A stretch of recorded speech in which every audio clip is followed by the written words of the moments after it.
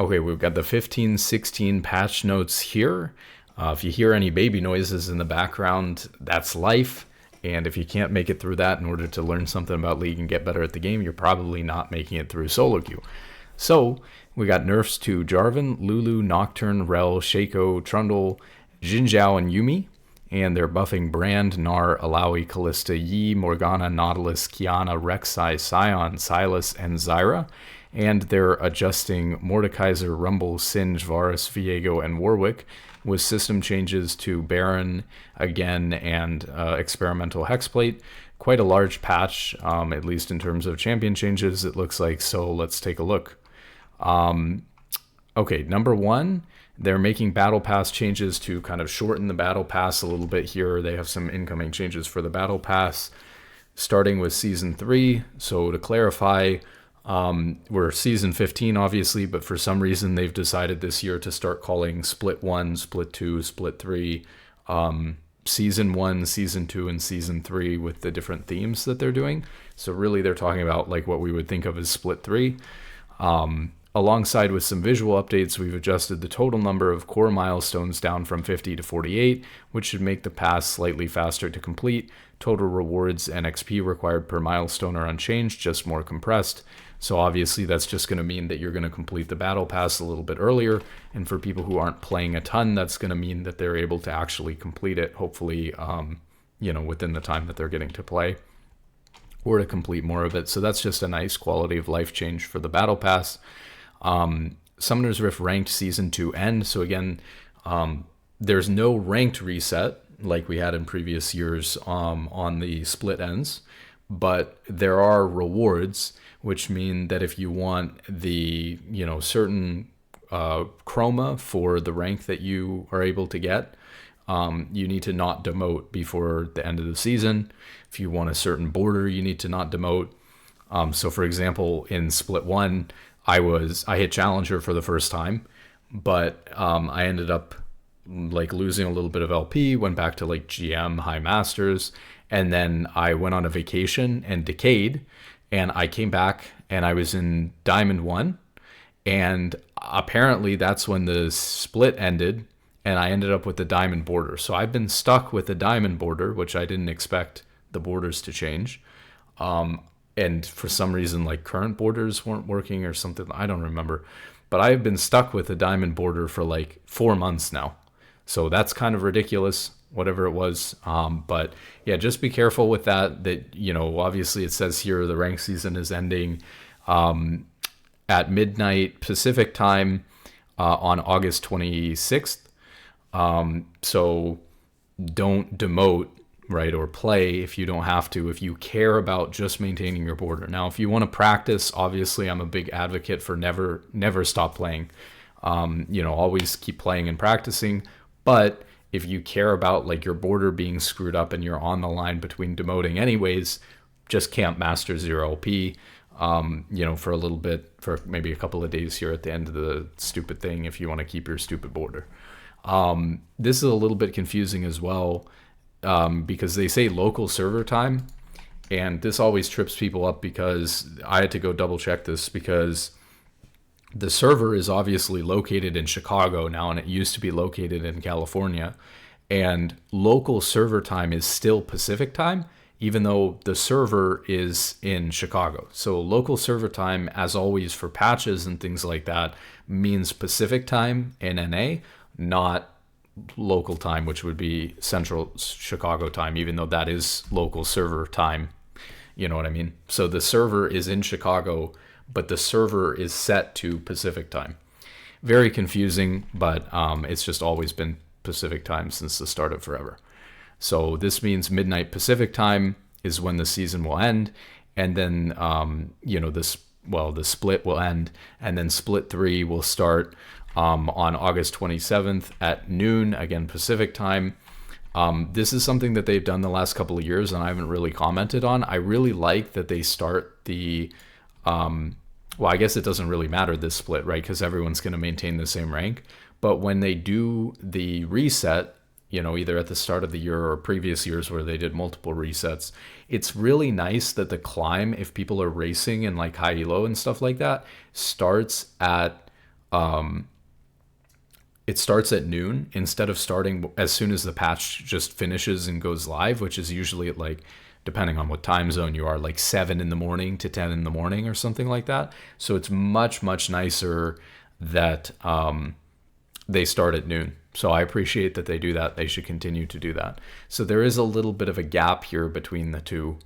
But again, there's no reset, so it doesn't really matter. It's just a thematic change, which is the first day of patch 15.17. So this is the last patch of this split, and then we're on to 15.17, which will be the start of split 3.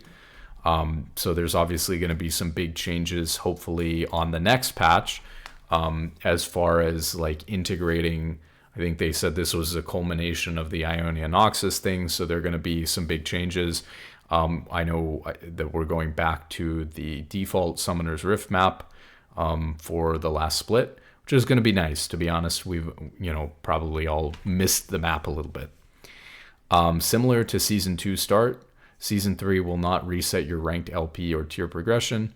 Only the ranked reward mission, the 15 ranked games one, to get your skin reward. It's just a rewards thing and a change in the theme. For champions here, we have Brand, passive per tick damage to monsters going from 240% to 260%, so this should help Brand jungle.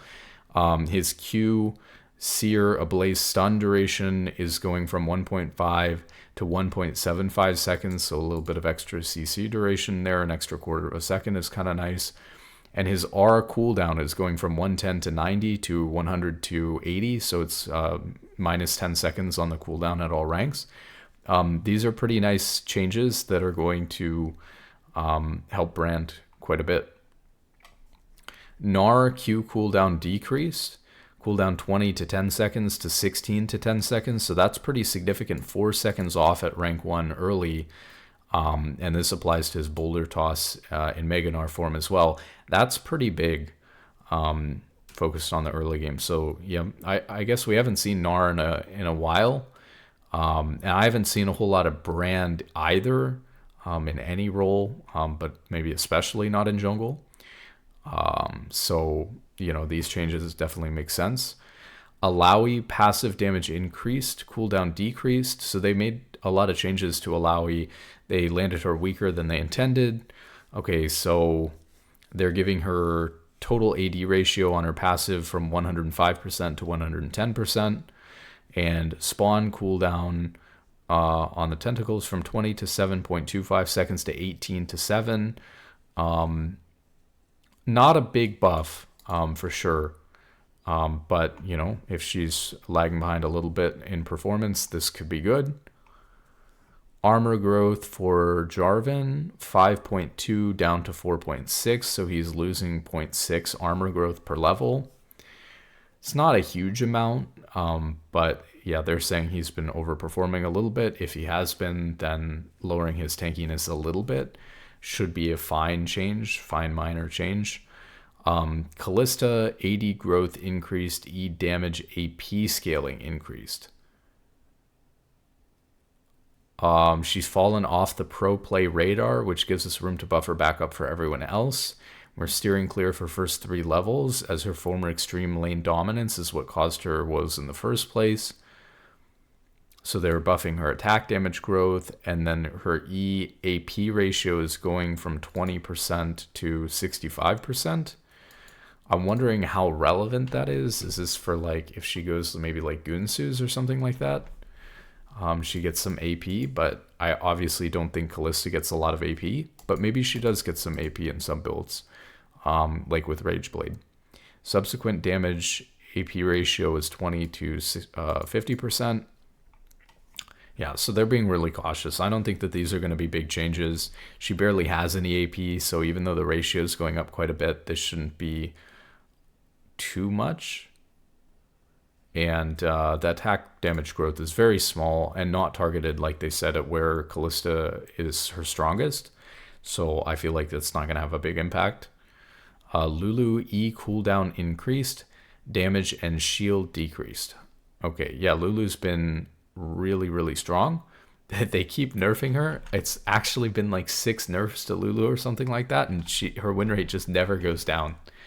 It's kind of crazy, actually. I don't really know what's going on with that. Lulu has been proven to be extremely resilient to nerfs and is still top support. Okay, cooldown 8 to 10 to 8 seconds. Well, that's not a very big change because you max E first. I mean, there are some people who max W first, but you're supposed to max E first. So by level 9, it's the exact same cooldown. And you get a lot of ability haste on enchanters. So even a 2-second longer cooldown is really less than 2 seconds a lot of times, even early on, with ability haste from your runes and from items that you get early. So I really don't think it's going to matter that much. You're also not actually spamming E off of cooldown on Lulu. Maybe you are in a team fight or something like that, but again, before level 9, when you're in lane, you're usually holding that E to either poke at a very specific time or to shield as a reaction to the enemy throwing an ability. So you have to hold it until they're throwing that ability out or the damage is coming into your teammate. So I don't think Lulu spams this off of cooldown. So a cooldown nerf to Lulu E is not really going to do anything. But we'll see what they did here. As far as the damage, they're taking 10 damage away from her E at all ranks. Not very much. That's just not very much damage. You have to remember, too, that people have resistances and stuff like that. So if people have... Now, early on, people aren't going to have this much, but generally, even pretty squishy champions are going to get 40, 50% resistances. So a 10 base damage nerf is more like 5. Maybe a little bit more in the early game for sure, but it's just not... I mean, it barely does anything, right? So if she's not spamming her E off of cooldown and holding it, and we're taking like 5 real HP away from her damage every time she uses it, this just doesn't make a difference. Maybe this will be bigger. Yeah, I think that this is a lot bigger. Okay, so like on the other hand, shield is going down 10 at all ranks, and the AP ratio is going down by 5%. So the reason why that's a bigger deal is because it's the opposite of the damage. So the shield actually works in synergy with your allies' resistances. So if your ally has 50% resistances, giving them an extra 10 HP or an extra 10 shield actually gives them 20.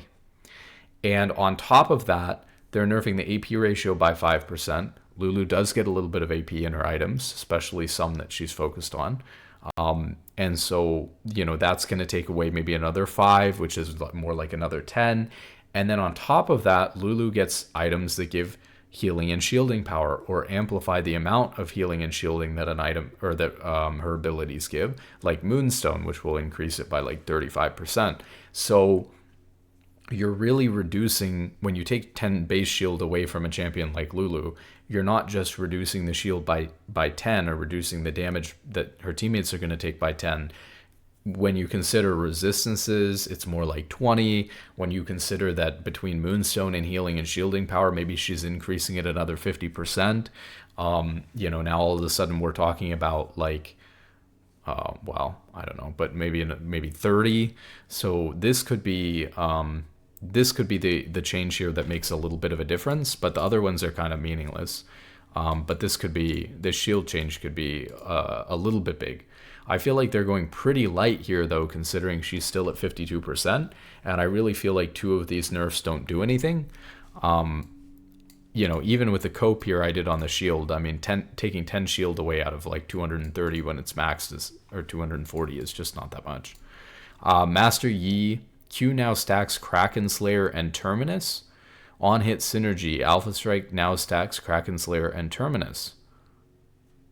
When Kraken Slayer first came out, we excluded Alpha Strike from stacking it, but as it's no longer a mythic item, those burst damage concerns aren't nearly as pressing, so we're enabling the item synergy and making Terminus also stack on each of these pseudo attacks. What I guess I'm curious, I mean, that's fine, and maybe this helps E, but what I'm curious about for the most part is it just these 2 items? Because this is such a confusing mechanic for game clarity.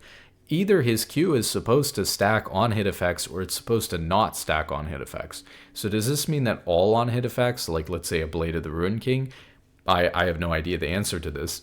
Does Blade of the Ruined King work on Master Yi Q, or are we just suddenly coding into the game that certain items work and certain items don't? Because that's not how League is really supposed to work. It's supposed to either, you're supposed to just be able to learn very simply, this either applies on hit or it doesn't. So to make two items work with it and maybe all the other ones don't, or let's say it's not like that and all the other ones already work with it, but there's two on-hit items that didn't work with it. Why did these two on-hit items not work with it before in the first place? Just because they were concerned, okay, but then you have to balance the champion around it or whatever.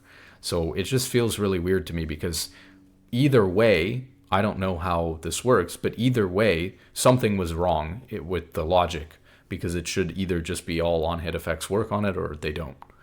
So that's just really confusing, and I'm still not sure what's going on with that. But obviously this could potentially help Yi. I think him being able to go something like Kraken Slayer and getting more value out of it is something that he'd really like. Mordekaiser Q80 ratio added. What? To open up more build options on Mordekaiser, we're giving him some bonus attack damage ratios aimed at his most melee damage output. This will be a direct buff to him every time he ults, but the main intent is to bring back some AD builds and splashes of options like Sterix Gauge. In short, bonus attack damage will make his mace smashes deal more damage. So the damage AD ratio, first off, it's bonus AD, so it's not going to buff AP Mordekaiser unless he's buying AD, right? So this isn't going to use his base AD to give AP Mordekaiser a little bit of extra damage, so we can clarify that. Damage AD ratio, 0% of his bonus AD to 120%. 120% bonus AD ratio is significant, especially when we're moving from 0, right? So it's very interesting. We'll have to see what that change does for Mordekaiser's build options and how viable that makes other things or mixed damage builds and stuff like that on him. But it's a really, it's a bit of a weird change. But we'll see that a couple of times this patch. One of the things that Riot has said is that they're committed to not making any major changes to the game outside of the season start. And so even though everyone's complaining that the game is really stale right now, it sounds like they're not doing any major shakeup. And then, of course, with Split 3, we expect next patch there to be some interesting shakeup to objectives or something like that, maybe, with the start of Split 3. We'll see if there is or isn't. But one of the things Riot was saying is that people think that the game is stale, and there was this whole conversation about, is the game too balanced? And one of the things that Riot was saying in response is that if the game feels too stale or too balanced, we can start focusing on creating alternate build paths or bring champions into multiple roles that previously weren't really available into multiple roles. So one of the things that Riot looks at doing when the game is actually in kind of a lull state and a pretty good state of balance actually, but it's getting kind of stale, the meta, is they will take champions like they buffed Brand jungle. They're going to buff Mordekaiser jungle on this patch. They're trying to open up like AD builds for Mordekaiser, AP builds for Kalista. They're trying to create a lot of off-meta fun and or like role flexibility or a change in the guard of what champions are good in jungle and things like that that can shake up the meta. And we'll see if that works or if it's just a bad idea, but we'll see. Morgana W damage adjusted. Morgana's in a pretty sad state right now and could use some power in all three of her roles. I completely agree. W Tormented Shadow, minimum damage is going from 60 to 280 to 70 to 350. So I want to repeat that because this is kind of big. It's plus 10 damage at rank 1, but with 5 points into W, this is going all the way up from 280 to 350, so it's plus 70 damage.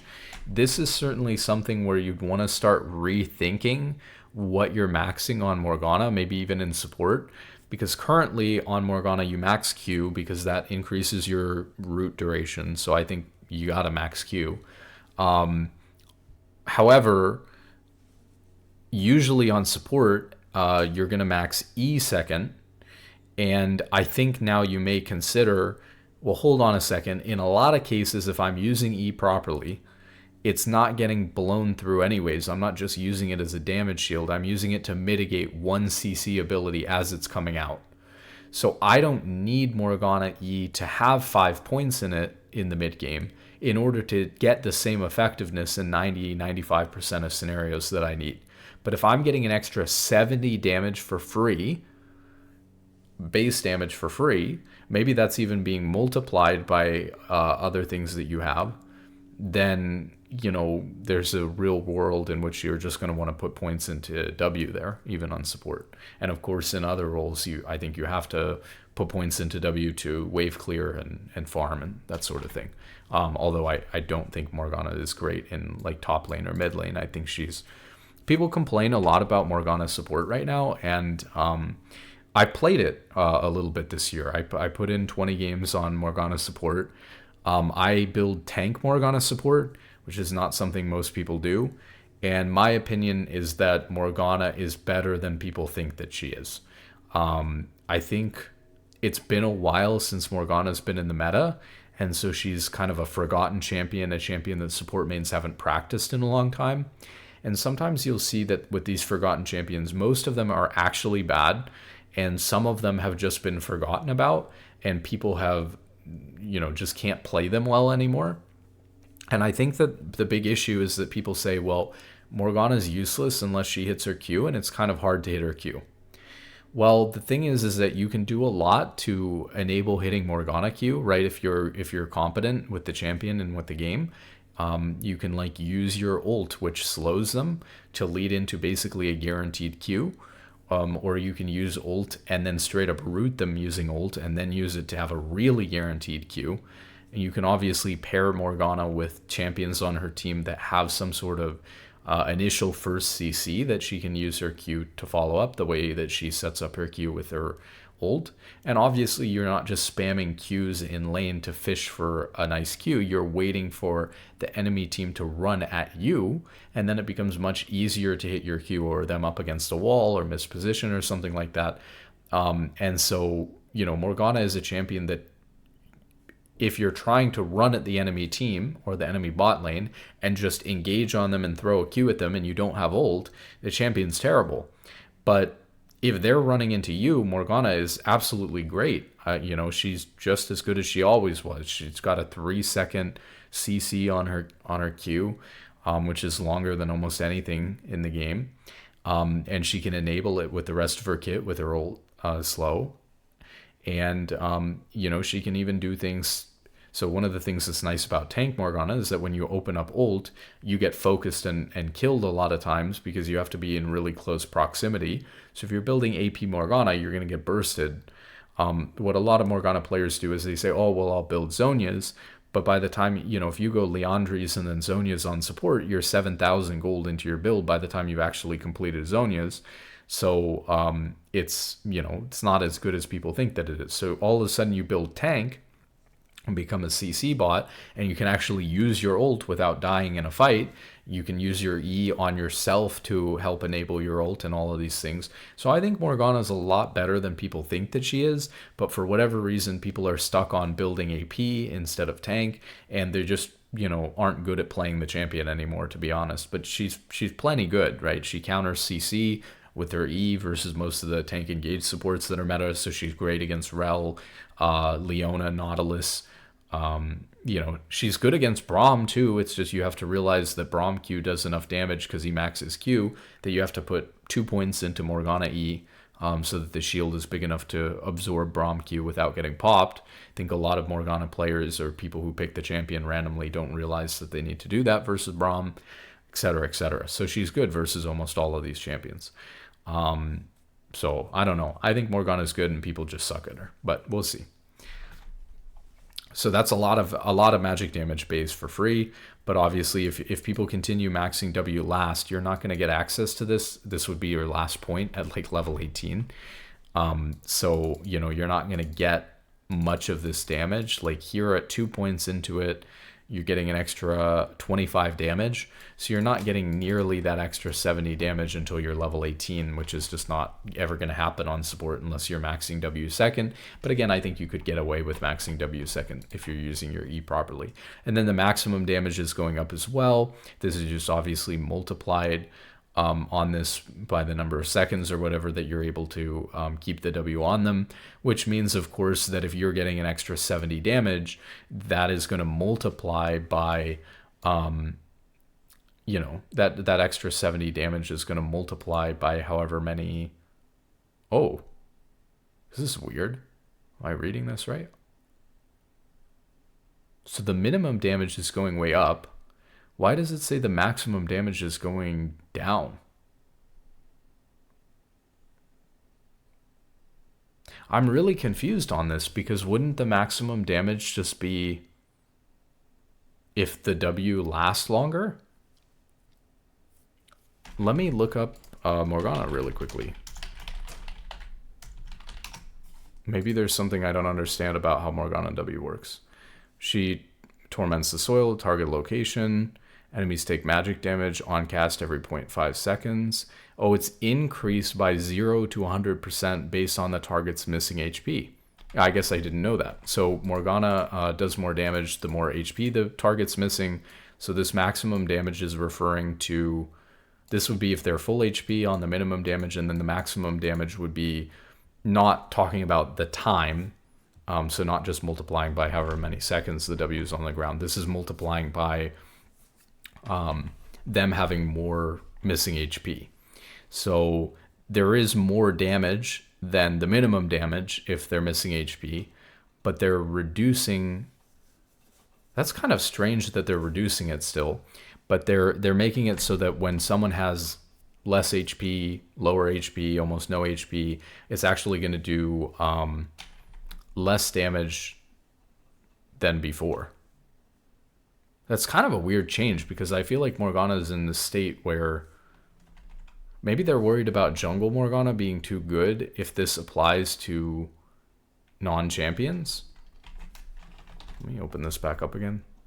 Target's missing health, not champion. So I think that they reduced the maximum damage because they're worried that that this would be too strong in jungle or something like that. So maybe that's why they reduced it. They didn't want her clear speed to go way up by giving her a bunch of extra damage and then also multiplying her maximum. So her maximum damage on low HP targets is actually going down a little bit. It's kind of a strange change. Nautilus E damage to monsters increased. So they're buffing jungle Nautilus in the hope of making him a viable tank jungler like in olden days. So let's see, monster damage modifier on his E is going from 150% to the first hit of E will deal 125 to 285 plus 50% AP bonus damage to monsters, which is obviously set to be a lot more than this, to help him be able to clear fast so that he can be played in jungle, which will be really interesting because Nautilus is a totally fine support champion. So if all of a sudden he's able to be flexed into jungle, this could obviously shift, especially for competitive, where flex picks are more important. It can make him a stronger champion in both roles to pick in champion select because of the fact that you can hide where it's going.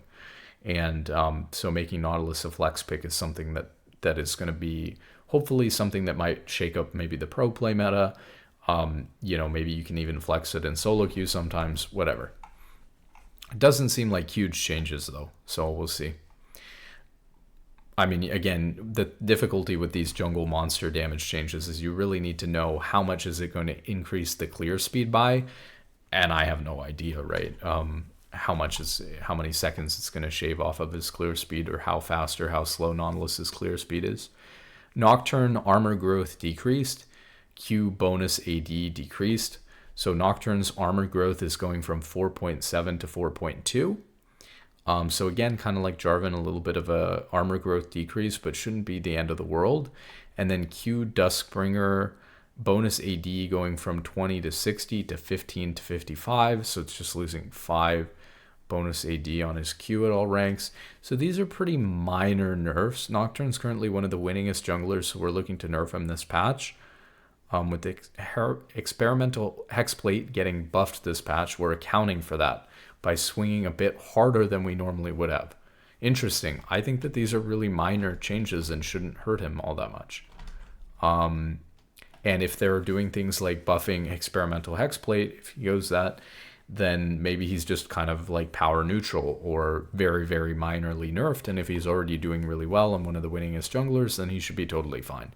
So I don't necessarily agree with their take that they're taking a small, minor swing at him if the items compensate. Q damage increased for Qiyana. W bonus attack speed increased. Qiyana is already decently strong in the right hands, yep, but she's quite unpopular, yep. So that's such a weird change though, because if she's already doing really strong, doing really well in the hands of a competent Qiyana player, she's just not a champion that appeals to a lot of people, so she's not super popular. Why buff her if she's got her niche? Some champions in League of Legends are going to be more popular than others.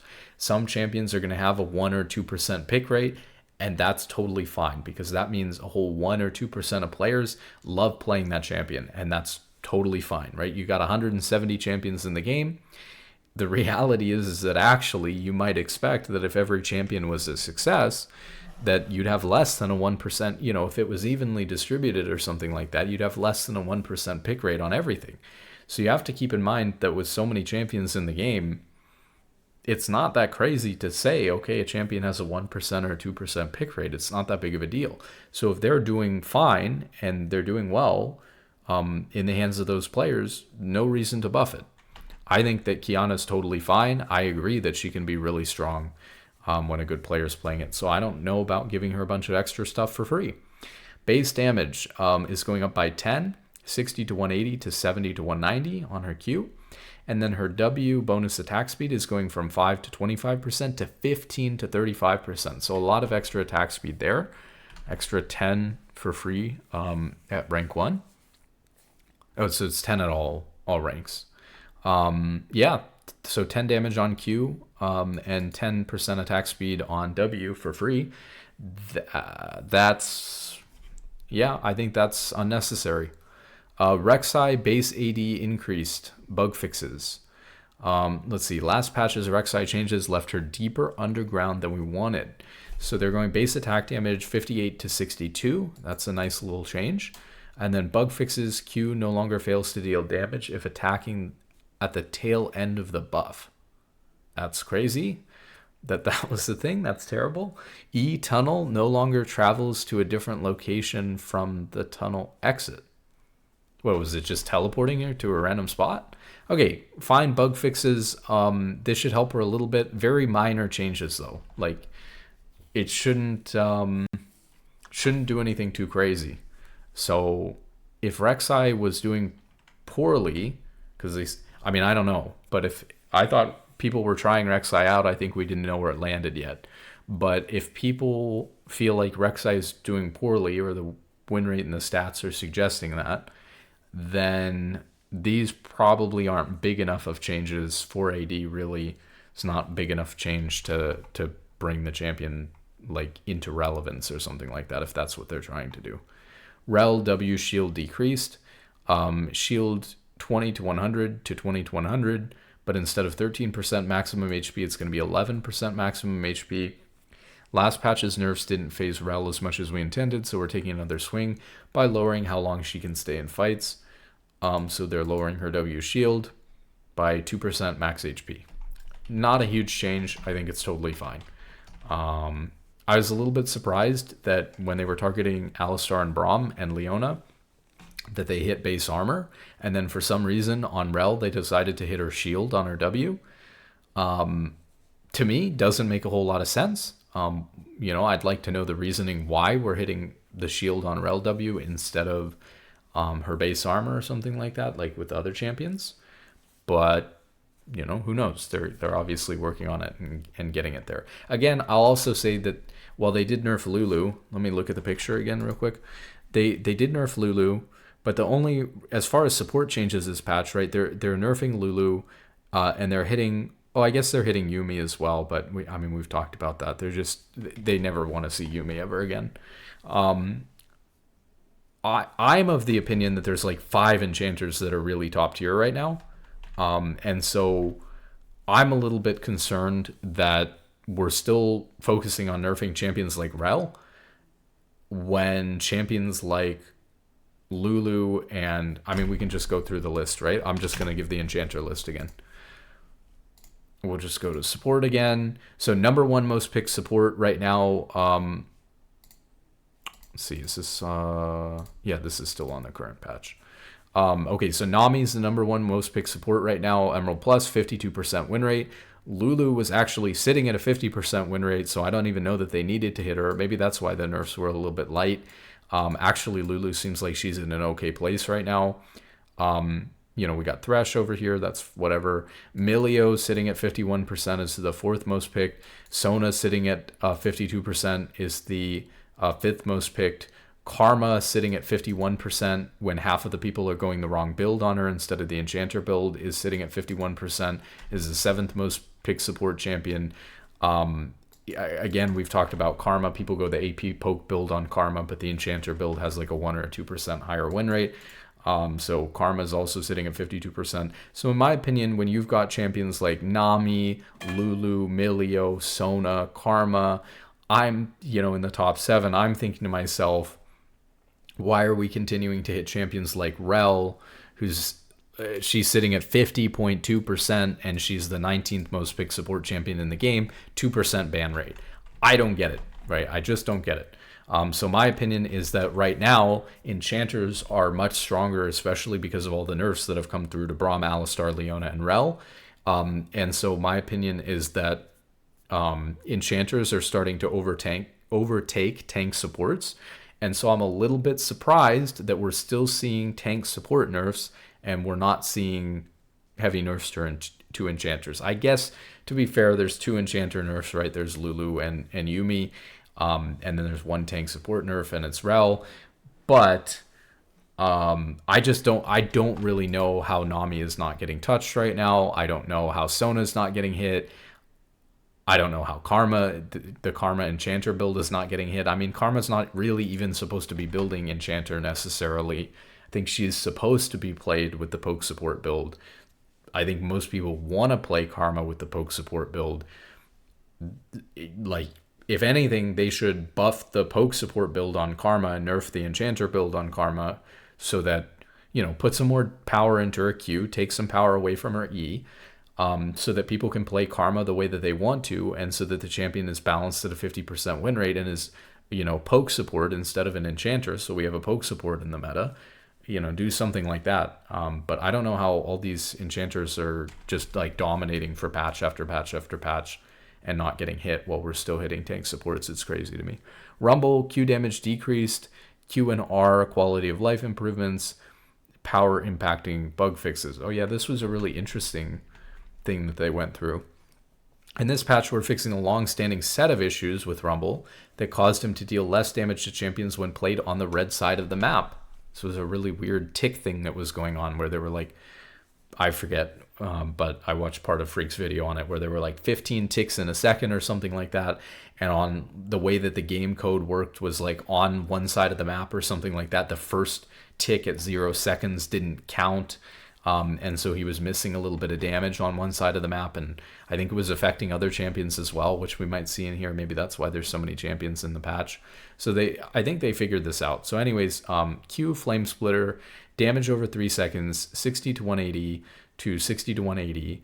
110% AP is actually getting nerfed to 100% AP, and then 6 to 9.2 target max HP to 6 to 8% target max HP. So they're nerfing the AP ratio by 10%. And they're also taking max HP away. The burn duration is going up, though, from 3 seconds to 3.5. So I would assume that you would be able to maybe even deal more damage here. I'd like to see damage over 3.5 instead of damage over 3 if we're going to increase it to 3.5 then.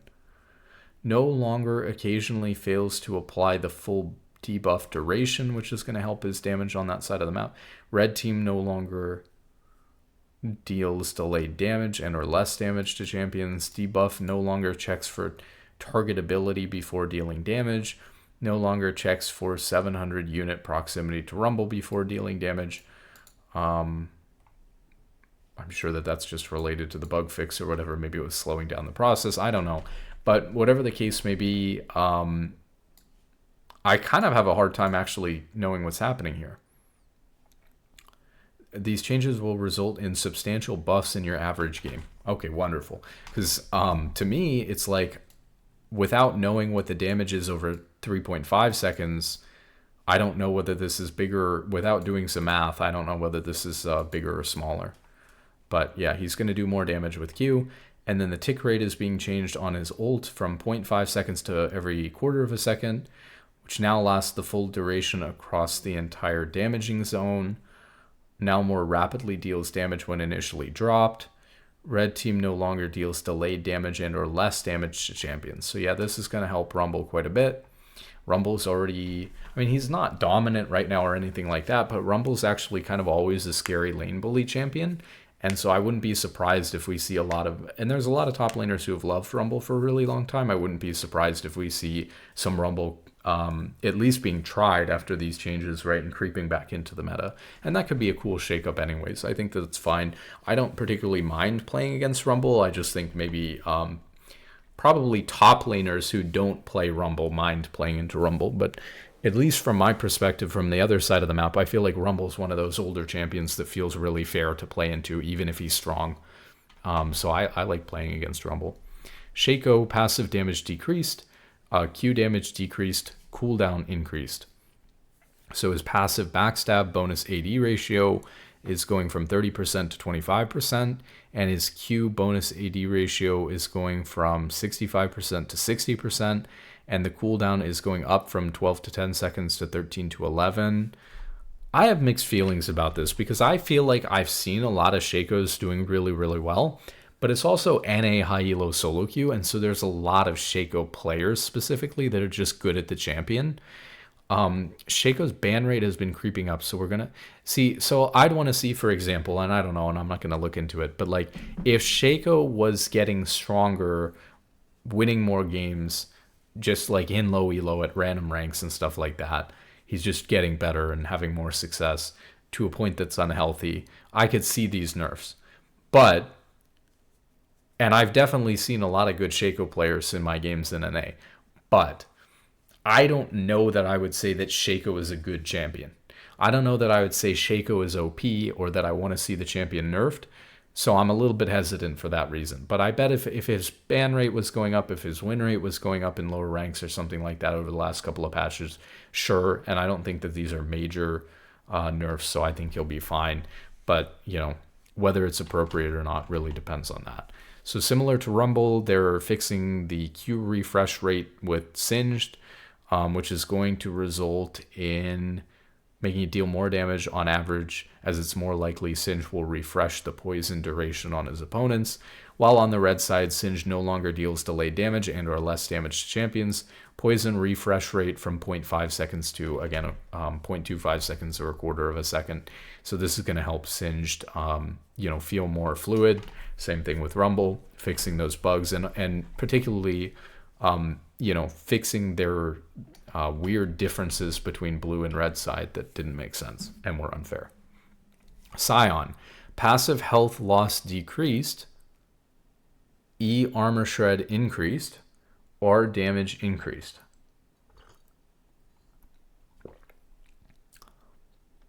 I get where they're going from with this. I get where they're coming from with this, but I don't like changes when they don't need to make them that make the game intentionally confusing to play against a champion for like a patch or two, where like temporarily the champion becomes stronger because you have to adjust to the new timing of how the champion plays. That's really annoying. So, for example, they did that with the Alawi tentacles on last patch. I think it's hard. I think there's a lot of reasons why it's just a dumb change. It just makes the champion kind of good for like a patch in an unfair way because people aren't used to how it works. They can usually find other changes to make, especially if they're making a simple minor buff. And you're usually looking at the result of the change that you made, like the week later, patch later, 2 patches later. And if the numbers on the win rate are being skewed by people not being used to playing against it, then, or even people who play the champion having to adjust and get used to it, then it can be very bad because you don't have the feedback necessary to know whether your change landed correctly the next patch. And so when you change like Alawi tentacles and the people playing it have to figure out how to play around it, the people playing against it have to figure out how to play around it, you mess with her win rate in a way that will change once people have had a couple of weeks to play with it.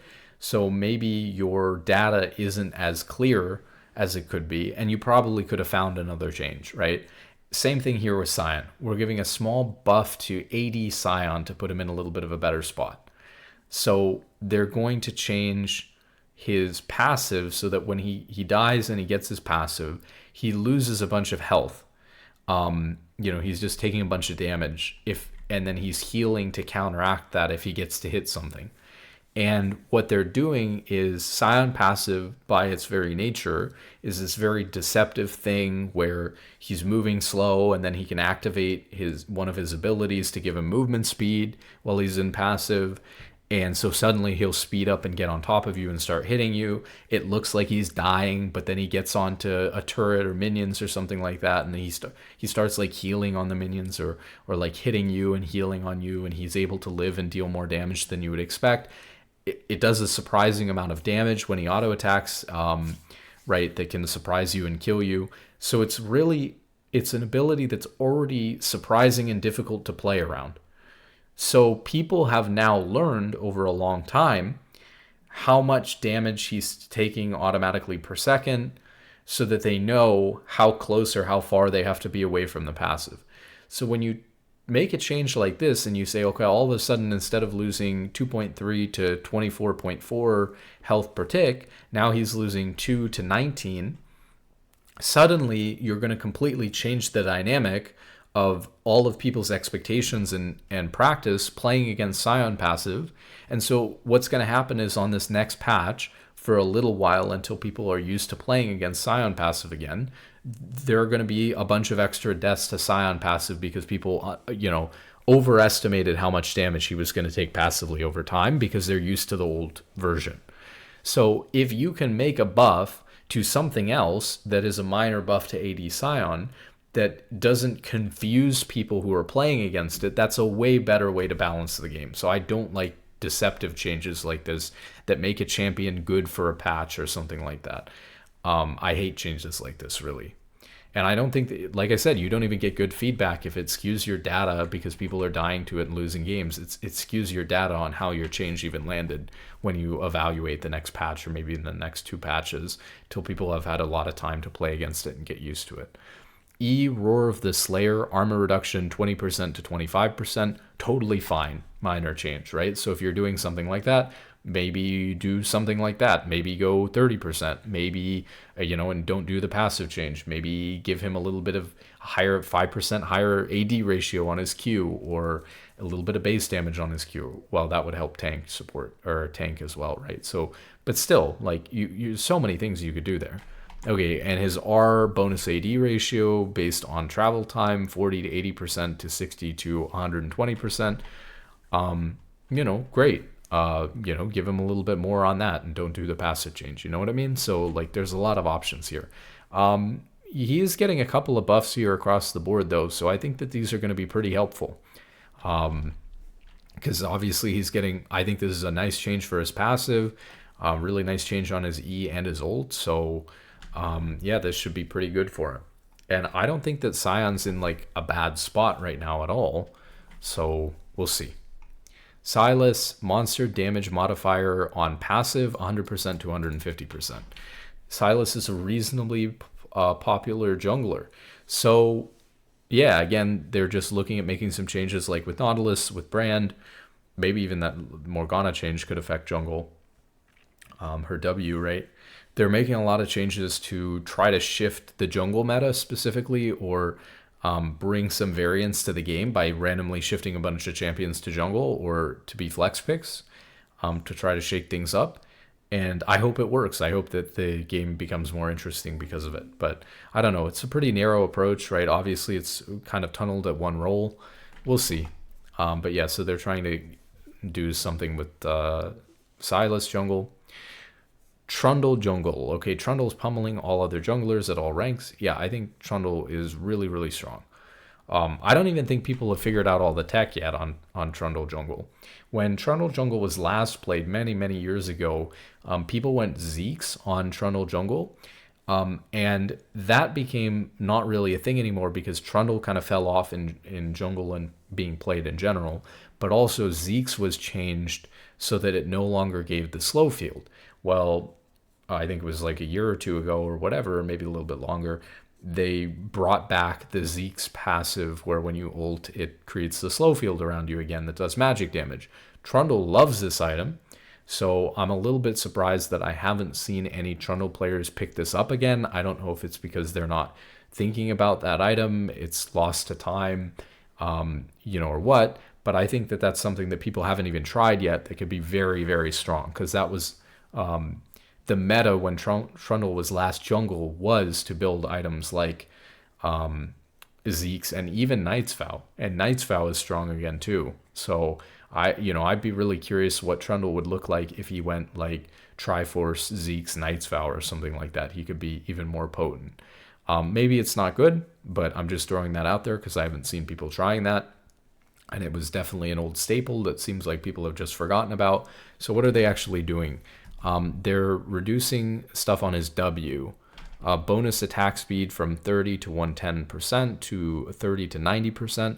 Not that big of a deal. And then cooldown going from 16 to 12 to 18 to 14. Think this is, I think Trundle's still going to be good. Not very big nerfs.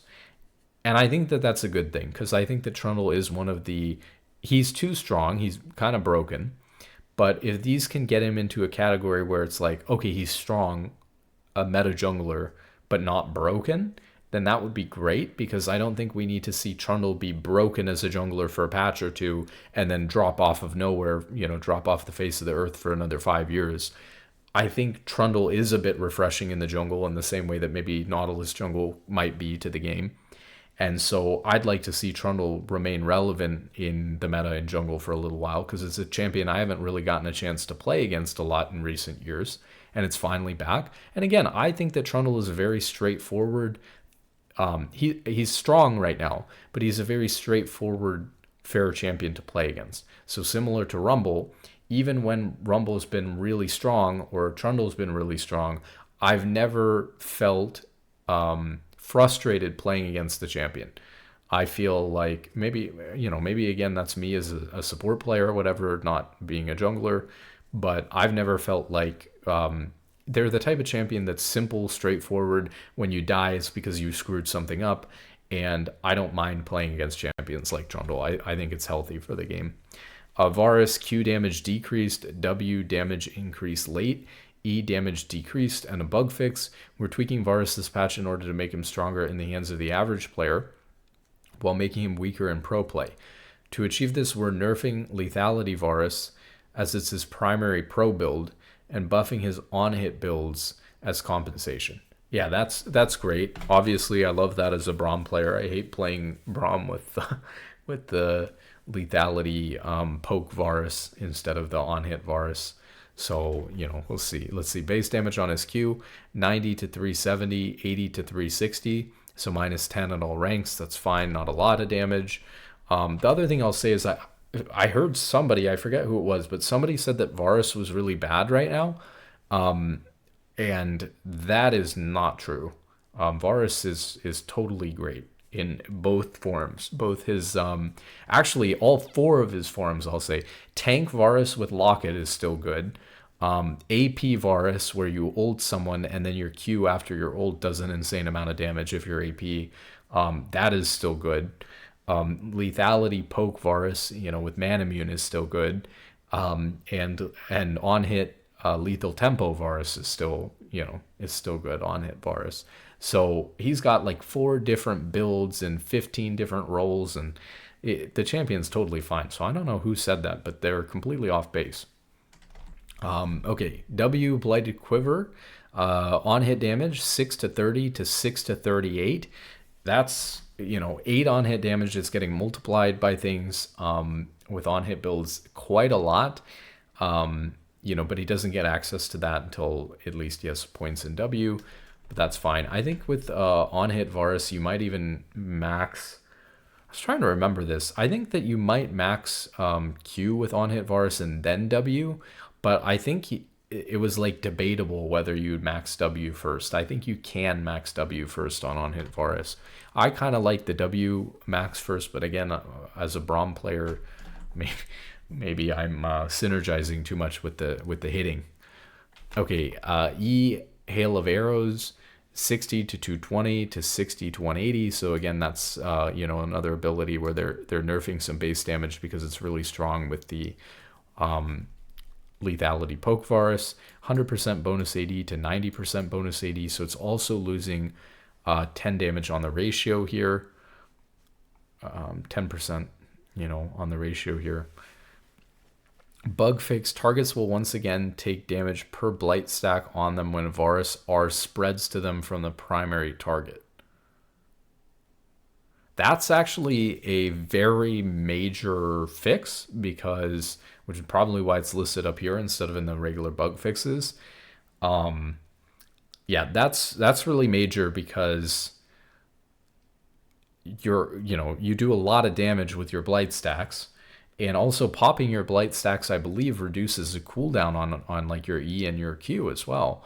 So ulting and then it chaining to multiple people, and then you being able to get way more Q and E casts off, and more damage as well to them with the blight stacks that should have applied extra damage to them. It's actually kind of big in a lot of scenarios. I mean, you would run into this bug probably at least once a game. You would have an ult that spreads to somebody else or something like that, and you'd run into this, and you try to hit them and you run into this bug. I would expect this bug to occur literally like once a game. Okay, so that's kind of a big change as well. Interestingly enough, that actually helps in some ways, because you're relying more on those blight stacks and stuff like that. The poke build, where you're focusing on your Q and your E, because of the cooldowns being reduced, because of how much damage your abilities are doing rather than your auto attacks, it actually is almost a buff. This bug fix is more of a buff to the poke build, and then you wonder, okay, if it's a buff to the poke build, is it actually going to compensate for these other nerfs? Probably not, but it may actually mean that the poke build is still good, which is crazy. But we'll see how that lands. And then Viego attack speed growth decreased, Q nerfed against monsters and buffed against non-monsters. Attack speed growth 2.5% to 2.25%. Okay, so there's a little bit less attack speed growth, nothing major. Crept back up into a top spot in jungle. Okay, Q Blade of the Ruined King. Damage 15 to 75 to 25 to 85. That's a significant amount of extra damage. Critical strike multiplier is going down from 100% to 75%. That matters a lot too, though. Bonus damage to monsters is going to 0, but that's being made up for by the extra flat damage to on the Q in general.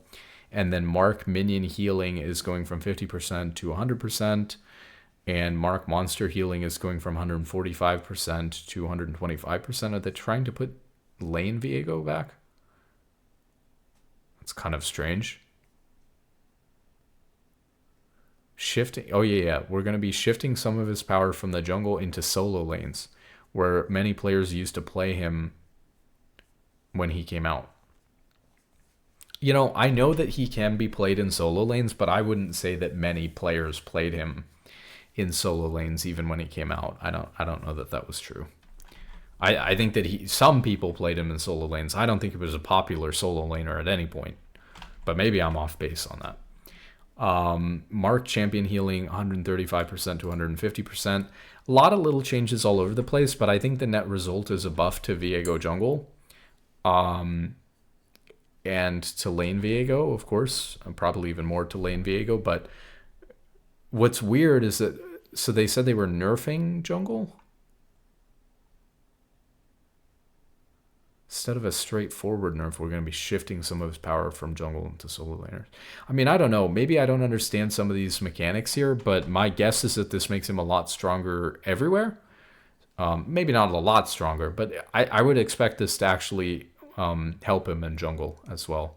So that's kind of the thing, is maybe you get less, healing or damage overall, but if it's at more important points, like versus champions, healing versus champions and things like that, healing in lane when you're ganking, any of these things, the extra base damage when you're actually fighting champions and stuff like that, these things are really, and then the attack speed growth is very minor.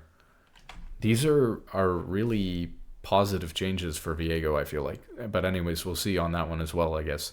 Base AD increased. This is for Warwick. Base AD increased. Passive damage decreased early. So Warwick's base attack damage is going from 60 to 65. Wow, that is a lot. And his passive Eternal Hunger is going from on-hit damage 12 to 46 to 6 to 46. That's a huge nerf. I guess they're just removing... Oh, I see. But they're, he's gaining 5 AD. He's losing 6 on hit at level 1. It's about the same, right? And then what's going to happen is it scales to the same 46. So later on, he's going to have a little bit of better scaling. So he's just going to start with more base attack damage, more AD in the beginning, and then he's going to scale even harder. Warwick's easy to pick up and play, which is reflected in his moderately high win rate as a typically approachable jungler. However, in top lane, he's too strong. Yep.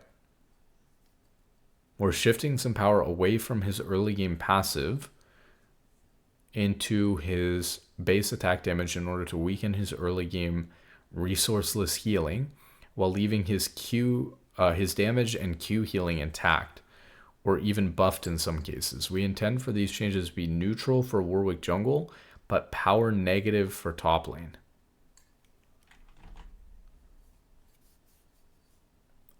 I think that that's mostly true. I think that it'll be power positive for Warwick jungle because he scales better. So I don't know how that would be power neutral, but that's fine. I think Warwick jungle getting a little bit stronger is totally fine, and it's mostly like something that low elo players, people learning the game, I think he's a great champion to learn jungle on. Maybe not the best, he's no Amumu. We love Amumu, but he's a good champion to learn jungle on, and I think that that's fine. He's not, a top tier jungler or anything like that. So a little bit stronger in the jungle and weaker in top lane is exactly what we want anyways. So neutral or a little bit positive, it's fine. Xin Zhao, base damage decreased, Q damage decreased. Or base health decreased, I mean. So his base health going from 640 to 620, so minus 20 health. And his Q, 3 Talon Strike, flat bonus damage per hit going from 20 to 80 to 15 to 75, so minus 5 at all ranks. Yeah, that seems totally fine. Xin Zhao's been doing pretty well. So they're taking a little bit away from him. I think it's totally fine. Not a huge change. Not going to kill the champion, but probably pretty appropriate.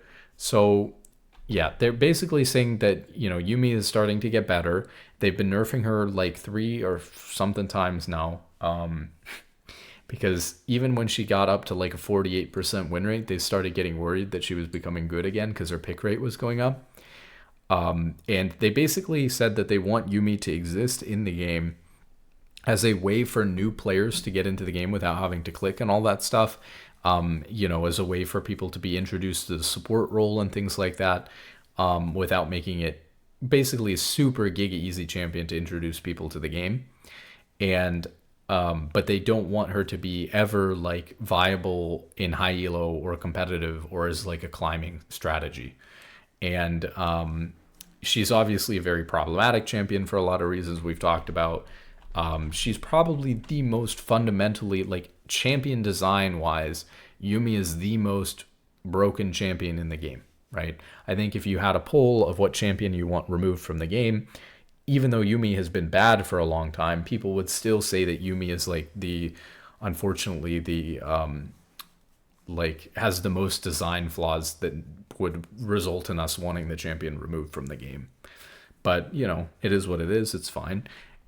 I think that can look, it sucks that that's the way that the champion is, but you can still use the champion like they're doing. I think what they're doing is good to onboard people into the game and then just never have it be viable. So that's fine. But so what are they hitting? Her Q 80 to 380 to 80 to 355. So it's a lot of damage off of Q later on. That's 25. Later on, scaling up to 25 damage off of her Q. So that's quite a bit. W, you and me. Heal and shield power 5 to 15% to 4 to 8%. Wow, that's massive nerf. And then heal on hit from 3 to 11 to 3 to 7. And 4% AP ratio to 3%. That is a massive nerf to Yumi. And obviously, like I said, we can probably take a look at it. Yumi, she is actually creeping up a little bit in win rate. She's sitting at 49.38%. So Riot is really scared that she is approaching viability again. But yeah, these are such massive nerfs for a champion at a 49.3% win rate. It's crazy. But yeah, Yumi's, this is really bad. This is like really, really brutal for the champion. Champion is dunzo, as they say. Okay, Zyra here. We've got Zyra is wilting a bit at the moment. Whatever. For what? What are we talking about? A small nudge towards Zyra mid. So Zyra obviously originally was being played a lot in like mid and support. Then became really mostly support. And then recently, right, Zyra jungle last years has been a thing. So let's see, her E grasping roots. So her root cooldown 12 to 11 seconds. So, okay, they're actually buffing the cooldown on her E root. And her R base damage is going from 180 to 350 to 200 to 400. So it's gaining 20, then 35, then 50. Not a big deal, right? We talk about this. You use this so infrequently. It's not a huge deal. The damage buffs to ult, not usually a huge deal. I guess kind of matters though. I mean, first off, it's AoE, so you can hit multiple people. I think it does increase your lethal range by giving you more damage to like kind of blow people up with your team, especially with your team.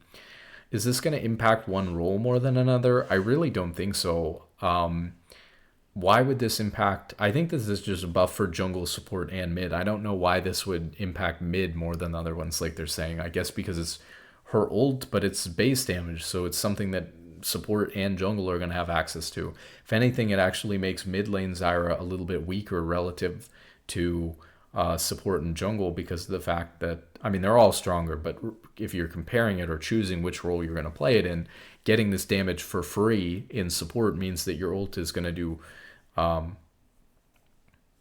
anyways, it's a percentage thing, but trust me, it actually makes support and jungle a little bit better comparatively than mid, which is weird. Basically, it's, you know how like in League, as you scale up throughout the game, even if somebody has a 10k gold lead, like 30k versus 20k,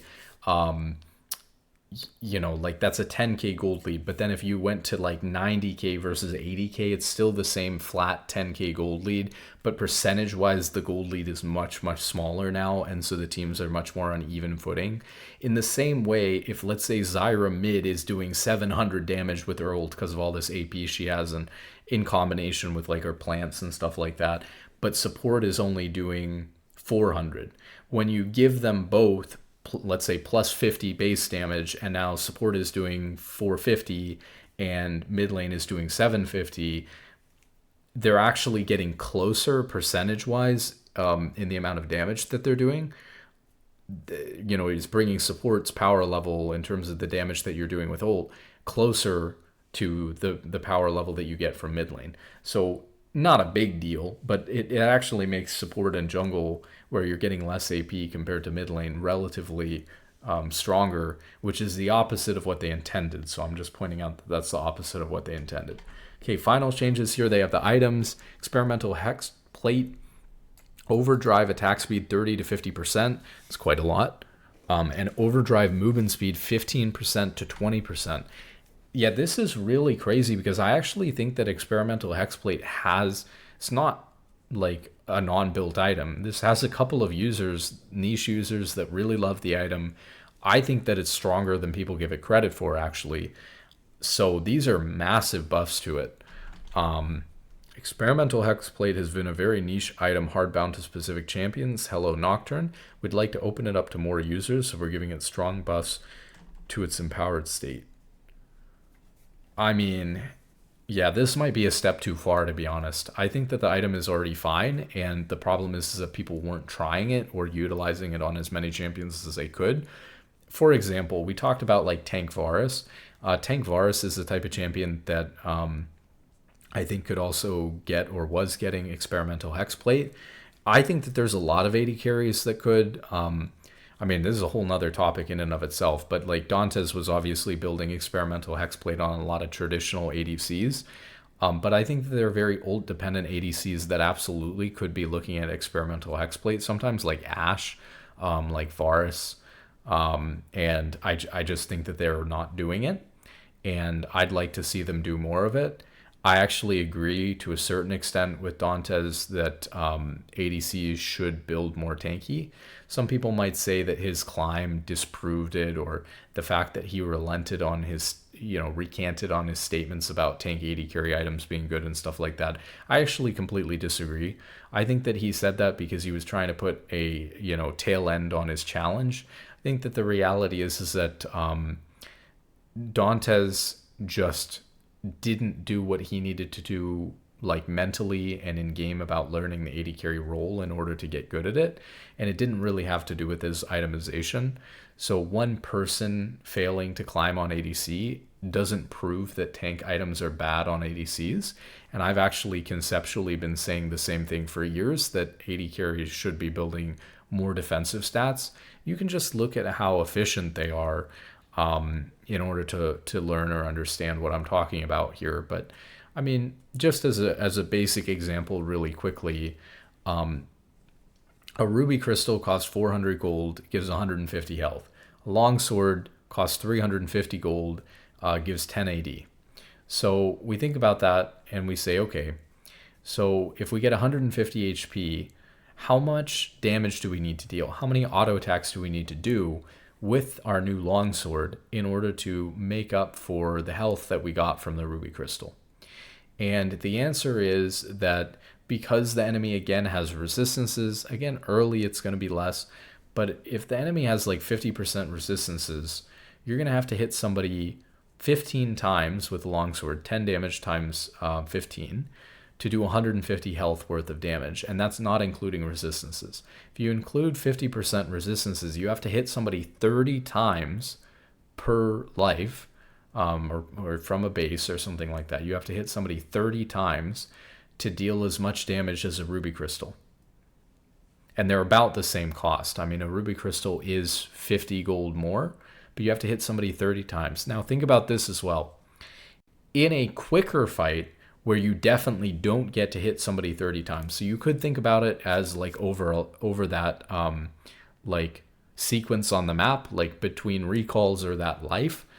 But total damage isn't the only thing that matters. One thing that can also matter is how much damage you're able to do or take in a very quick fight. And a lot of fights are really quick. If you get ganked or something like that, you're not going to get anywhere near 30 autos off. If you're both full HP, maybe you get 5, 6, 7 autos off and then the fight's over. Or less. Maybe you're running for your life and you're not autoing at all. So in a gank situation, especially early game, especially if you don't have a lot of attack speed with it, etc., you're starting to see that the value that you get from a ruby crystal is so much more than the value that you get from a longsword. People have started to figure these things out now. People know it in top lane and mid lane. If you have the choice of a ruby crystal or an amp tome in mid lane, you almost always are going to buy the ruby crystal. If you have the choice of ruby crystal versus longsword in top lane, you're always going to buy the ruby crystal. AD carries, for whatever reason, never find a way to fit things like ruby crystal into their build. And the reason why is because, of course, if you're going Utal IE, there's just no ruby crystal in the item. But there are items that you can go, like experimental hexplate, that have health built into them and can help do a lot for you. Black Cleaver is another great example. Ashe players used to build, they had a build with like Black Cleaver and Runaan's and stuff like that. Rip Runaan's Hurricane, Bananas Hurricane, I stopped saying it. But you got, Black Cleaver, Runaan's Ashe, you could go Black Cleaver and experimental hexplate Ashe, and then you're really tanky. Like a Bork Black Cleaver experimental hexplate build. Not saying that this is good, but there's lots of different options that you actually have available to you on AD carry as far as those items are concerned. On top of that, in the beginning of the game, it's better to build health instead of armor or magic resist instead of resistances. So usually you're going to look at health first. But of course, as Dantes and many other AD carries have been doing for years, sometimes you can build, tabby, or what are they called? Plated steel caps. It's been so many years. You build plated steel caps on AD carry in a lot of situations where they have, a bunch of AD on the enemy team or whatever, or you're particularly vulnerable that game. And, you combine that with health, and now you're really starting to get tanky and you can do a whole lot more. Keep in mind that actually having 150 HP can also translate into you doing more damage as well. So let's go back to our example we gave, right?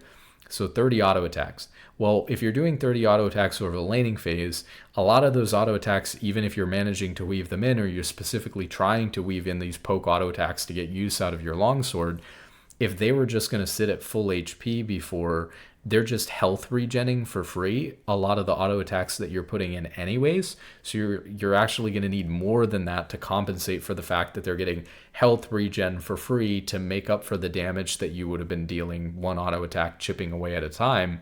They're going to gain a bunch of health back for free by utilizing their health regen, as opposed to if they just sat at full HP anyways. So then you need even more than 30 auto attacks. Then it gets even worse when you consider that maybe having the extra 150 HP doesn't just give you 150 HP, but it also means that you're able to live for longer. And because you're able to live for an extra 2 or 3 auto attacks in and all in, maybe you're able to get an extra 2 or 3 auto attacks in, and now your damage, if you get one extra auto attack in because you can live for longer, that one auto attack is going to do like 70 damage or something like that. Well, that's worth 7 of the auto attacks, or maybe even 14 of the auto attacks when you take resistances into account, that the longsword would have done. So now you're starting to see that like Ruby Crystal outpaces longsword hard. Like, it's not close at all. Like, Ruby Crystal is significantly stronger than longsword. This is kind of a fundamental issue with League of Legends in general, is now that people are really starting to, especially, people have probably been doing this for a little while at a high level, but as the games evolve, people have really put an emphasis on not just figuring out the correct build, but making sure that every single component is built in the exact correct, efficient order. And what surprised people, I would say, and surprised me, is that like if you compare like a ruby crystal to a cloth armor, sure, the ruby crystal is more expensive. It's 100 gold more expensive, so you might expect it to be a little bit stronger because of the cost. Maybe you expect it to be 25% stronger or whatever. But I think the math is something like, especially because you start out with lower health on the efficiency curve compared to resistances, ruby crystal is 6 times as valuable for effective HP as cloth armor. But it's only 25% more expensive, not 600% more expensive. So intuitively, you don't expect these items to work this way. And this is one of the reasons why tanks are so much stronger than like AD carries, right? Which is a big thing that people complain about in the meta. One of the reasons why tanks are stronger than AD carries is because the component items and health as a stat is just fundamentally stronger in the game, in practice in many situations, And for the cost, for the gold cost, you're just getting more effective HP than an AD carry can deal in damage by buying damage. You're getting more health. Now that changes, that dynamic changes once AD carries get 3-4 items, because they have so many synergies, right? They have, whereas a tank is just going to get like health and armor. Sure, they'll have magic resist, they'll have ability haste and some other things, but they don't really synergize with the health or the armor part. And the, like, sure, magic resist, armor, and health kind of work together to make you tankier, but if you're fighting an AD champion, your magic resist is usually not doing a whole lot, if anything at all, unless they're like a little bit mixed damage, like a Kaiser or something, right? So what I'm getting at here is that tanks only have like 2 synergies. They'll have like their health synergizes with their armor, and together they make them much tankier. Whereas an AD carry has their AD attack speed, crit chance, and then IE gives them like their crit chance does even more, and armor penetration. And so those things in combination together, they even get like lifesteal, works with their AD and attack speed and armor pen and crit. So they can have like 4 or 5 different stats that synergize well with each other.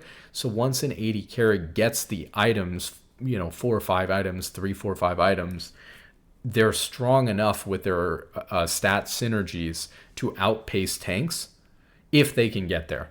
But they're so outclassed by champions that can build HP early on that it makes the class really weak.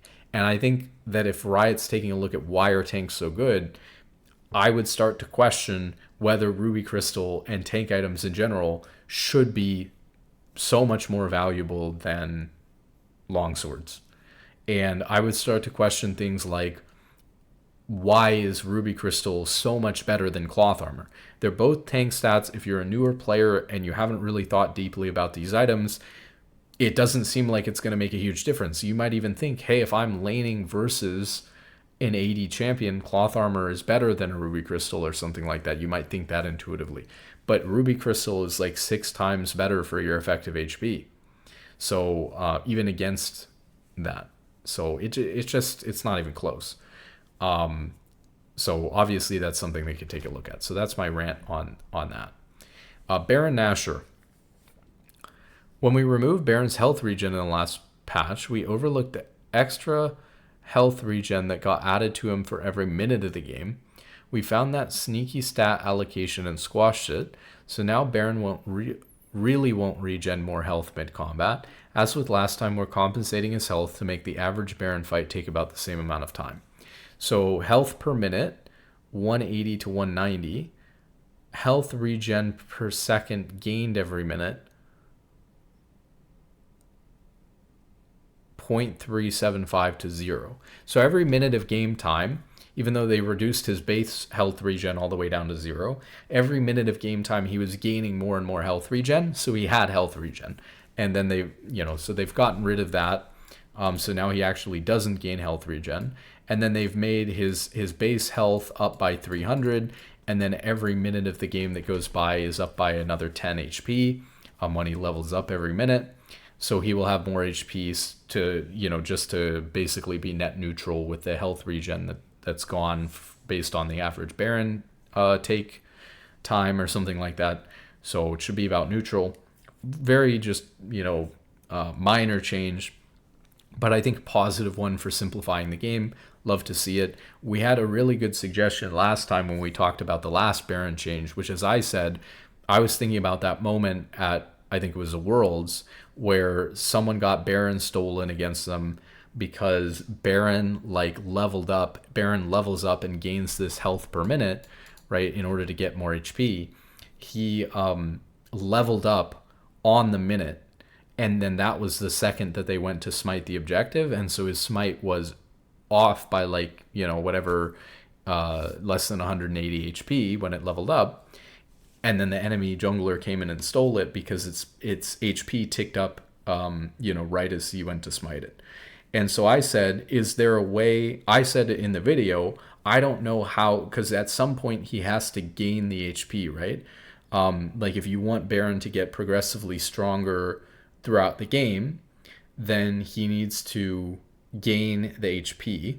Now I want to go look and see what the comment was, because I forget what the solution was. But someone had actually commented the way to fix that. I thought that you couldn't do it. But someone had commented a way to fix this without... Let me find it real quick. Might as well at this point. Someone had figured out how to fix it so that even if Baron gained more HP throughout the course of the game, it wouldn't do that while you were doing it. My guess is that the solution would be let it level up out of combat, but don't let Baron level up while it's in combat. So let me check here. Maybe I can find it.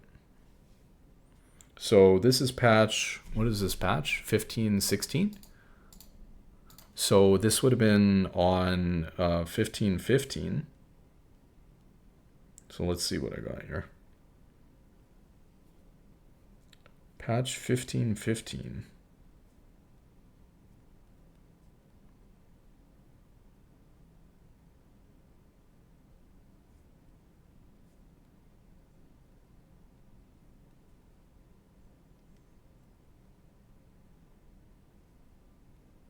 The Baron issue is easily fixed. Just increase the maximum HP on level up, not current HP. Let me think about this. The Baron issue is easily fixed. Just increase the maximum HP on level up, not current HP. Oh, yeah, that makes sense too. So another way, one way you could do it is, like I said, you could just have it not level up while it's in combat. That would prevent that from happening. Another thing that, so what he was saying is, like, let's say when you level up as a champion and you gain like 100 max HP. You gain 100 max HP, but you also gain 100 current HP. So if you're at 400 HP out of 600, and then you level up and you go to 700 HP, you now go to 500 out of 700. So you gain that 100 HP as a heal, essentially. What you could do with Baron is say, when you level up, you level up to, you gain your 190 HP, but rather than gaining your 190 HP, you gain 190 max HP, but 0 current HP. And then if it was out of combat, essentially Baron, like if someone had disengaged with it, would regen that 190 HP. Not related to this health regen, it would just be resetting. Obviously, it can heal once it's out of combat. It's not like this health regen change means that you can go like do part of Baron, reset, and then go do part of Baron again, right? So it's out of combat health regen thing, or whatever, like it resetting still exists. So it would just reset if no one's on it, and it would gain the maximum HP, and it would just not reset if people are on it, and then it wouldn't gain health in the middle. Either way, it's kind of the same thing. Basically, you could just make it so that when Baron levels up, it doesn't do that while it's in combat, or give it the maximum HP, but only get the heal if it's out of combat, something like that. So I'd really like to see them make that change as well, just to simplify Baron even further. If we're annoyed that like its health ticking up while we're doing it, or regenning while we're doing it, especially messing with Smite, is a problem, then you got to fix that original thing that actually happened. You got arena changes, blah, blah, blah. This is all arena. Bug fixes and quality of life changes. We don't usually go through those. And then the upcoming skins and chromas, we got Brick Toy Quirky. We've got Bowling League Lilia, and we've got Victorious Fiora is the skin for the current split coming in to an end at the end of this patch. I think that's it. Well, again, only 3 skins, but hey, I mean,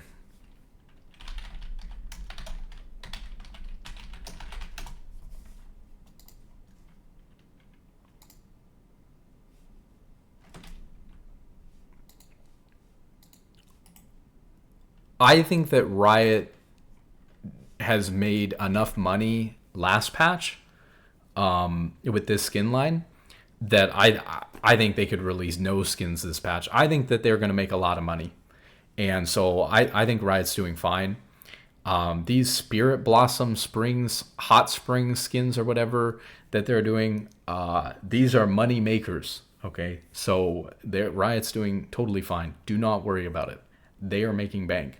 I don't know what they did, but they changed something with the direction at the skins department, and it is going to start printing money.